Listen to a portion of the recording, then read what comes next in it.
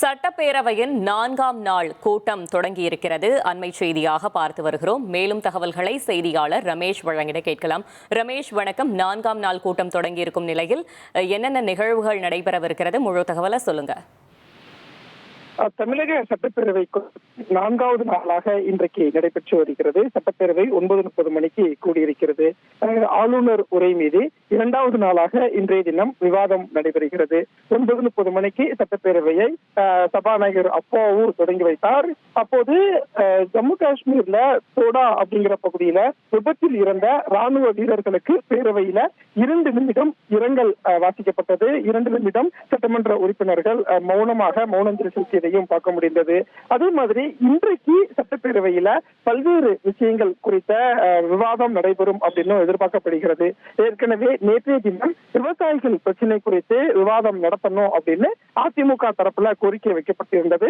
அதற்கான ஒரு கவன ஈர்ப்பு தீர்மான விவாதம் இன்றைக்கு பேரவையில நடைபெறும் அப்படின்னு எதிர்பார்க்கப்படுகிறது. அதே மாதிரி சட்டப்பேரவையில இன்றைக்கு முதலமைச்சர் மு.க.ஸ்டாலின் ஒரு தீர்மானம் ஒன்றை கொண்டு வருகிறார். அது என்ன தீர்மானம் அப்படின்னா 100 நாள் வேலை திட்டம் தொடர்பாக. ஏற்கனவே இந்த 100 நாள் வேலை திட்டத்துல மகாத்மா காந்தியின் பெயர் மாற்றப்பட்டதற்கு திமுக, காங்கிரஸ் உள்ளிட்ட எதிர்கட்சிகள் கடுமையான கண்டனத்தை பதிவு செஞ்சு வராங்க. இந்த சூழல்ல இந்த 100 நாள் வேலை திட்டத்துல பெயர் மாற்றம் மட்டும் இல்லாம மாநிலங்களுக்கான நிதிச்சுமையும் அதிகரித்திருக்கிறது. மாநிலம் ஏற்கனவே நிதிச்சுமையில் இருக்கக்கூடிய சூழல்ல இந்த 100 நாள் வேலை திட்டத்துல மேலும் ஒரு நிதிச்சுமை ஏற்படும். அதனால அந்த நிதிச்சுமையை குறைக்க வேண்டும் அப்படின்னு வலியுறுத்தி முதலமைச்சர் தீர்மானம் கொண்டு வர இருக்கிறார். அதே மாதிரி இந்த 100 நாள் வேலை திட்டம் மகாத்மா காந்தி பெயர்லேயே தொடரும் அப்படின்னு இந்த பேரவை வலியுறுத்துகிறது அப்படின்னு சொல்லி ஒரு தீர்மானத்தை முதலமைச்சர் இன்றைக்கு முன்மொழிய இருக்கிறார். அதே மாதிரி பிரதான எதிர்கட்சியான அதிமுக, பாஜக இன்றைக்கு பல விவாதங்களை எழுப்புவதற்கும் முடிவு பண்ணியிருக்காங்க. குறிப்பாக ஆசிரியர்கள், சத்துணவு ஊழியர்கள், மருத்துவ பணியாளர்கள் போராட்டம் நடைபெற்று வரக்கூடிய சூழல்ல அந்த போராட்டங்கள் குறித்தும் விவாதங்களை இரவையில் எழுப்புவாங்க அப்படிங்கிற ஒரு தகவல் வெளியாகி இருக்கிறது. முதலமைச்சரும் 110 விதியின் கீழே சில முக்கியமான அறிவிப்புகளை வெளியிடுவார் அப்படின்னு எதிர்பார்க்கப்படுகிறது. தகவல்களுக்கு நன்றி ரமேஷ்.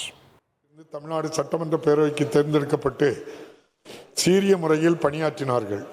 இம்முன்னாள் உறுப்பினரது மறைவால் அவரை பிரிந்து வருந்தும் அவர்தம் குடும்பத்தினருக்கு ஆழ்ந்த இரங்கலையும் அனுதாபத்தையும் பேரவையின் சார்பிலும் என் சார்பிலும் தெரிவித்துக் கொள்கிறேன்.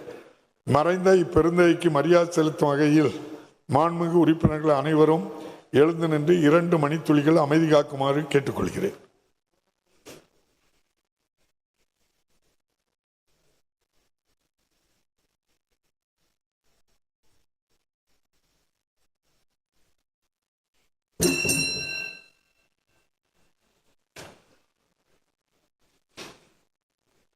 இரங்கல் தீர்மானம். ஜம்மு காஷ்மீரில் ராணுவ வீரர்கள் பயணித்த வாகனம் விபத்துக்குள்ளாகி ராணுவ வீரர்கள் இறந்துள்ளது குறித்து ஜம்மு காஷ்மீரின் தோடா மாவட்டத்தின் காணி டாப் பகுதியில் ராணுவ வீரர்கள் பயணித்த வாகனம் விபத்துக்குள்ளாகி ராணுவ வீரர்கள் மறைவுற்றது குறித்து பேரவை அதிர்ச்சியும் ஆற்றுண்ணா துயரமும் கொள்கிறது. நம்முடைய நாட்டின் துணிச்சலான ராணுவ வீரர்களை நாம் இழந்துள்ளோம். அவர்கள் ஆற்றிய சேவை என்றென்றும் நினைவு கூற வேண்டியது. இவ்விபத்தில் காயமடைந்துள்ள ராணுவ வீரர்கள் விரைவில் குணமடைய இப்பேரவை விளைகிறது.